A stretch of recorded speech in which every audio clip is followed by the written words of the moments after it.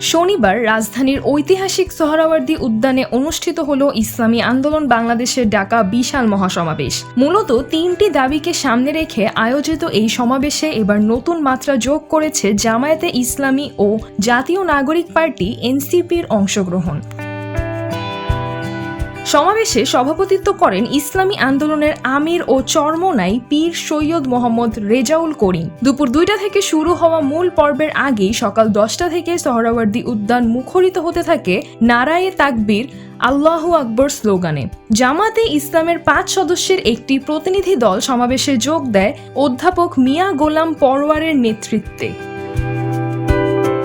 অন্যদিকে এনসিপির সদস্য সচিব আক্তার হোসেন নেতৃত্ব দেন 3 সদস্যের প্রতিনিধি দলের। এই উপস্থিতি অনেকেই দেখছেন আগাম রাজনৈতিক বার্তার অংশ হিসেবে। ইসলামী আন্দোলনের 3টি প্রধান দাবি: 1.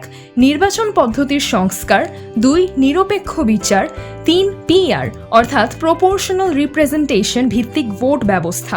নেতারা বলছেন এই দাবিগুলো পূরণ ছাড়া দেশে সুষ্ঠু নির্বাচন সম্ভব নয়।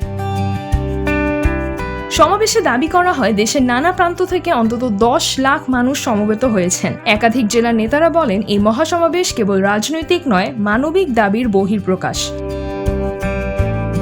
সিজরাতুল আভা, দৈনিক আওয়ার বাংলাদেশ।